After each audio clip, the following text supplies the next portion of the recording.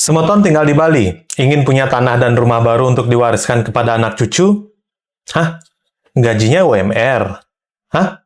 Harga tanahnya selangit? Waduh, jangan-jangan semua keinginan kita itu akan berakhir cuma mimpi. Aduh, gimana nih?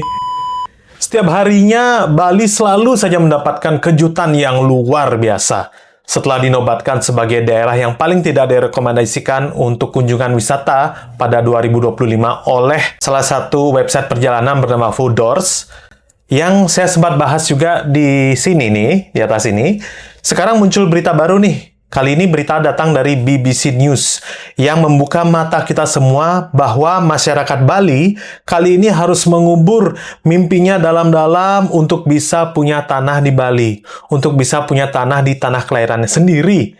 Tak lain dan tak bukan adalah karena harga tanah yang sangat tinggi dan seakan-akan tidak tergapai dengan kondisi keuangan masyarakat kita sekarang.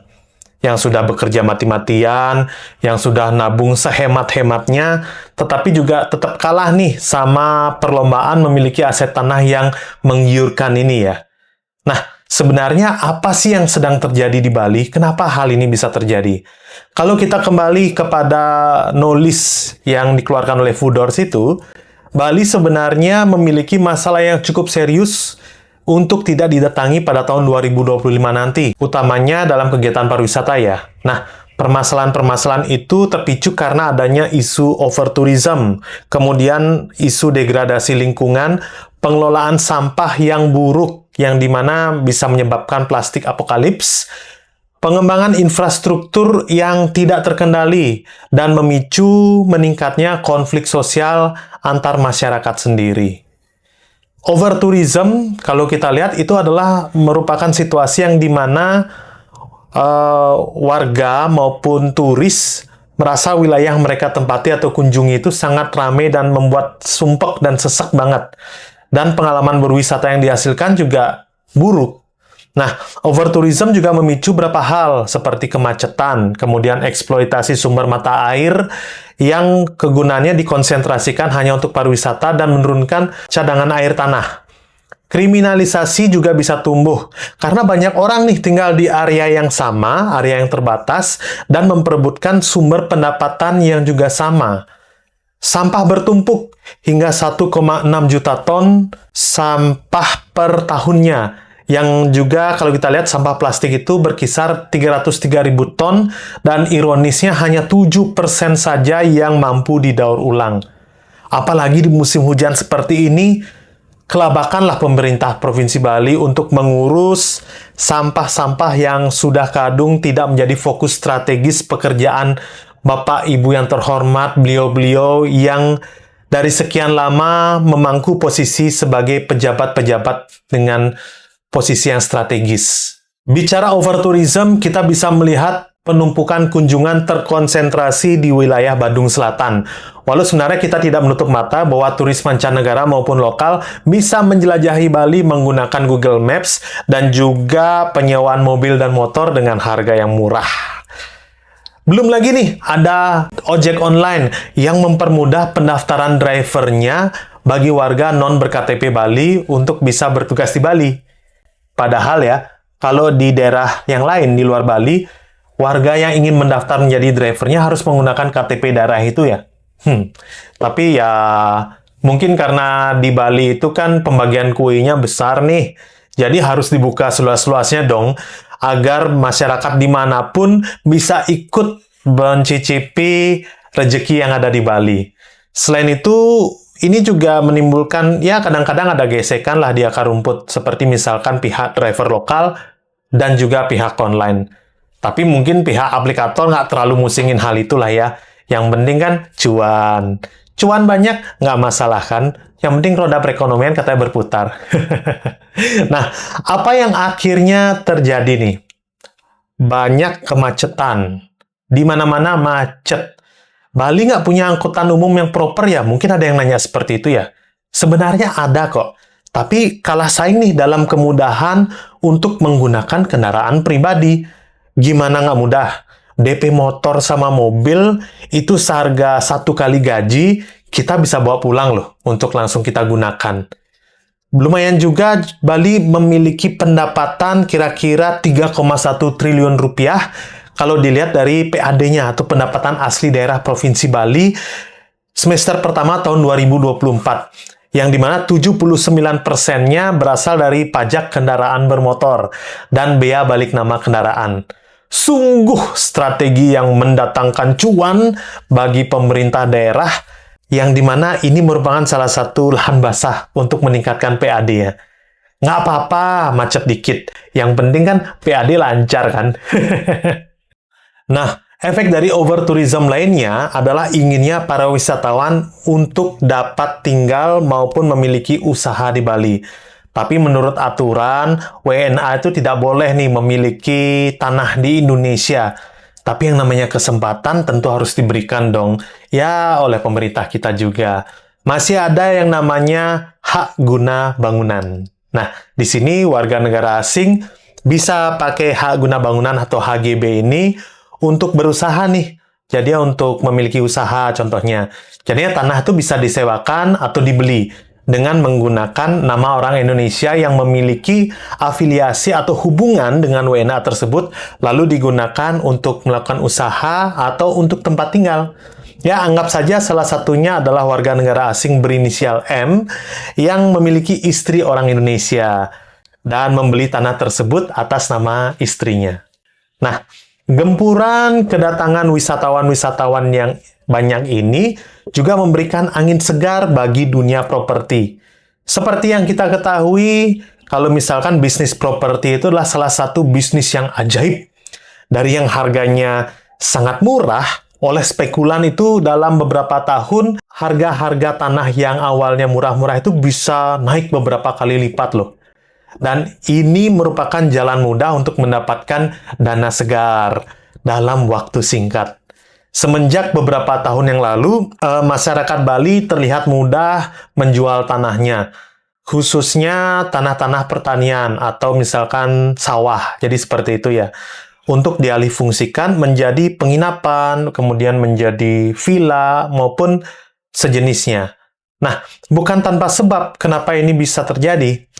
Dua faktor terbesar penjualan tanah di luar dari impact overtourism itu ya. Yang pertama adalah sumber air untuk sawah itu sendiri yang kian terbatas. Yang sempat kita bahas tadi, karena pengalihan sumber air digunakan atau lebih condong digunakan untuk kebutuhan pariwisata. Nah, serta tingginya, kalau nggak salah, pajak bumi bangunan atau PBB. Yang dimana seperti di kota Denpasar itu kan lumayan tinggi ya pajak bumi dan bangunannya ya. Jadi dibandingkan menggantungkan rezeki pada sistem pertanian yang keuntungannya fluktuatif, naik turun, bagi beberapa orang menjualnya menjadi cara yang terbaik ketika banyak peminat melirik tanah tersebut. Apalagi masyarakat Bali kan kita tahu tidak hanya bekerja saja. Semua memiliki tanggung jawab adat yang sudah pasti memerlukan pengorbanan waktu, pengorbanan tenaga, serta pengorbanan dana juga. Apalagi kalau PPN naik 12%, aduh semakin mahal juga nih biaya untuk kebutuhan konsumsi masyarakat di Bali kan.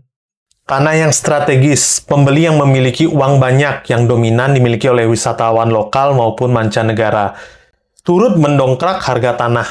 Nah, di sini yang dulunya misalkan satu are berkisar 10 jutaan, dalam satu dekade itu bisa menjadi ratusan juta. Harganya naik di atas 900%. Sedangkan upah minimum Provinsi Bali 2024 hanya naik 3,68% dari UMP tahun 2023 dengan total bulanannya 2.800.000-an rupiah.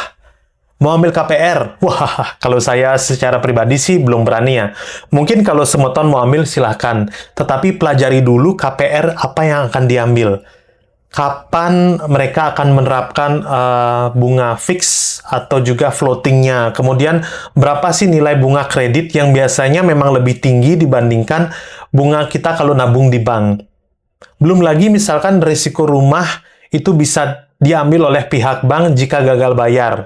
Walaupun sebenarnya sebelumnya misalkan kita udah bayar berkali-kali untuk menutupi pembayarannya hingga waktu kesekian. Tapi yang pasti nilai pembayaran secara kredit itu ibaratnya membeli satu rumah atau tanah dengan harga 2 unit. Ya, itu karena KPR juga memiliki berbagai biaya tambahan, seperti misalkan bunga bulanan dan juga lain sebagainya. Jadi, walaupun pemerintah mengatakan Bali belum overtourism secara merata, overtourism kok merata ya? Katanya overtourismnya hanya di beberapa tempat yang ada di Bali, contohnya seperti di Badung Selatan tadi. Tetapi kan efeknya sudah menjalar nih ke keseluruhan daerah, khususnya seperti harga tanah itu sendiri. Denpasar ya udah janganlah dihitung harga tanah sama rumahnya, udah tinggi banget ya. Coba aja sekarang survei ke Gianyar, Bangli, ataupun Tabanan, ataupun Karangasem ya. Harganya juga perlahan-lahan mulai meningkat. Karena kita perlu sama-sama melihat, jangan hanya fokus pada kata overtourism di satu titik itu aja. Kita ini semua manusia, kita memiliki akal nih. Kalau misalkan tempat untuk tinggal itu dekat dengan area pariwisata, yang dimana misalkan daerah tersebut sudah penuh dan mahal, kita pasti akan berpikir tinggal di area luarnya.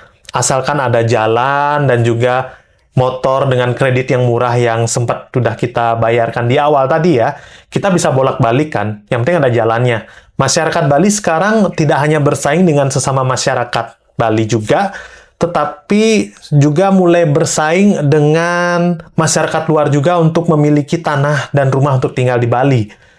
Apa nggak ada ya gitu, misalkan aturan-aturan yang benar-benar bisa membuat masyarakat, khususnya masyarakat Bali itu bisa berjaya di tanahnya sendiri. Minimal bisa tidur dengan tenang lah di atas tanahnya sendiri selama beberapa tahun ke depan. Tidak hanya membuka jalan investasi aja nih, yang bahkan berujung pada penyalahgunaan hak usaha dan bahkan bisa membuat desa dengan nama luar negeri di tengah desa adat yang ada di Bali loh. Ketika misalkan udah ketahuan viral kan, akhirnya tempat tersebut ditutup katanya.